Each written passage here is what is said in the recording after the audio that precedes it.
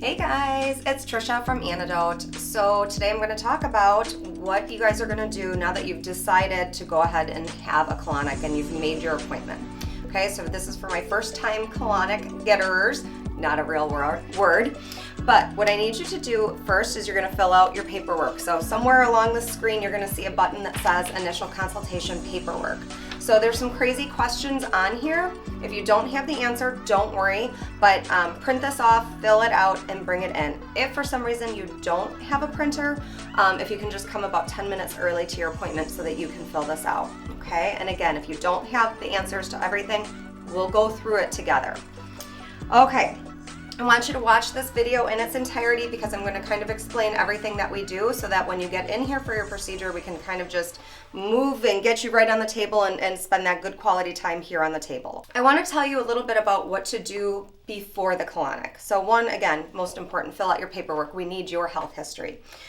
Two, go ahead and eat a light meal. Everybody always asks, oh my gosh, should I fast? I shouldn't eat anything, right? That's not true. If you stop eating, your body is going to stop your digestive system from moving along. So go ahead and eat a light meal, have some protein, have some light carbs. Just don't do real heavy. Probably wouldn't feel great to have a giant cheeseburger before you come.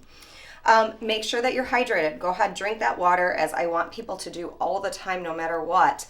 But don't drink so much that you feel like you are going to float away and we're going to have to stop the procedure for you to go in and go to the bathroom, okay?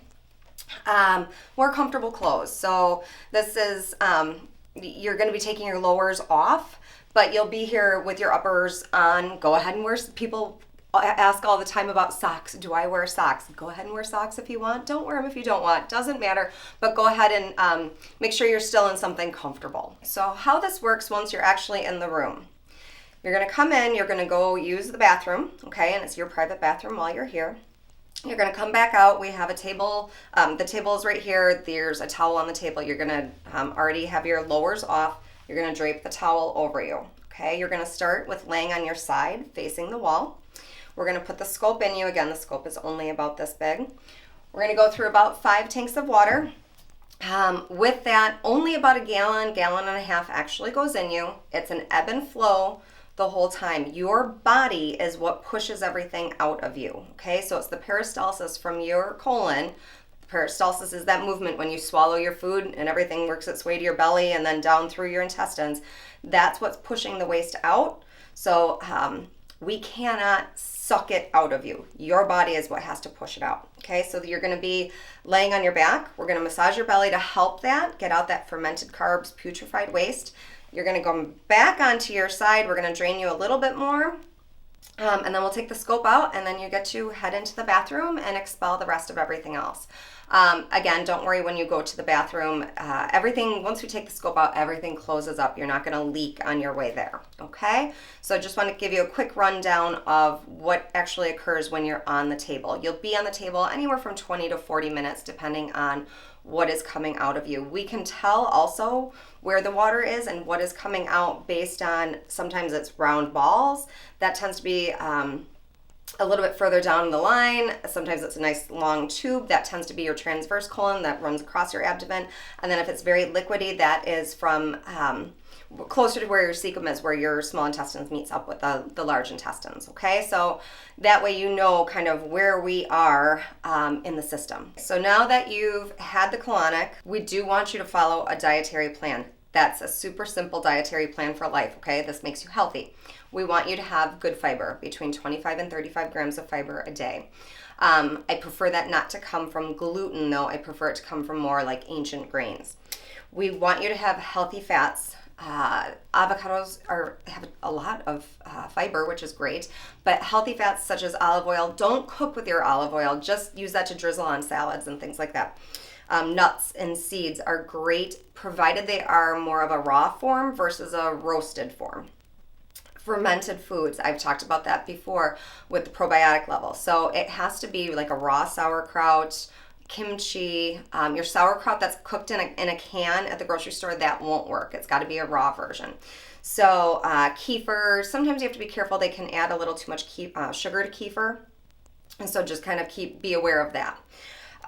Again, minimal gluten, minimal dairy, minimal sugar. So that sounds so boring, I know, but those are all really inflammatory foods. So when you think about inflammation, that goes through the whole body. That's your heart vessels get inflamed from eating those things. Don't add more stress to your body. So if you can try to keep that a little bit less, that works out great. And there's a ton of recipes out there to go ahead and kind of find ways to get that flavor without feeling deprived. Now, whole foods, absolutely the way to go, and fruits and vegetables. I cannot speak highly enough about them. If you don't like them, find some recipes. Again, Google, Pinterest, those are your friends. There's no reason not to eat some veggies. You can find something that you like, I promise. Chew your food. Super important for everybody to chew your food. It makes the digestion happen up more in your stomach.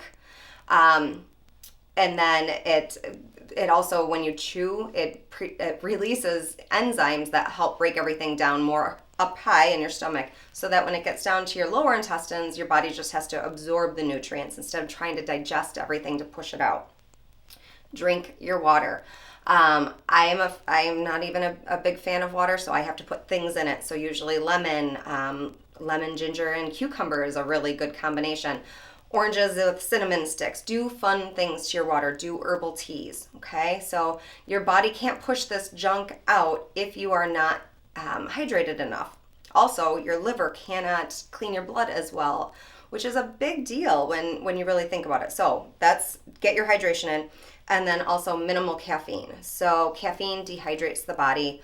If you do have to have caffeine, have another glass of water to kind of counteract it, but try to avoid caffeine. A lot of people say, oh, but I always go then right after I had my cup of coffee. That's actually not helping your body. Your colon is going because it got ticked off from the coffee. We would like to avoid that. So try to reduce down your caffeine and kind of increase your other methods of hydration, okay? So stick with those, and honestly for life, that's a really easy way to go about a really healthy lifestyle.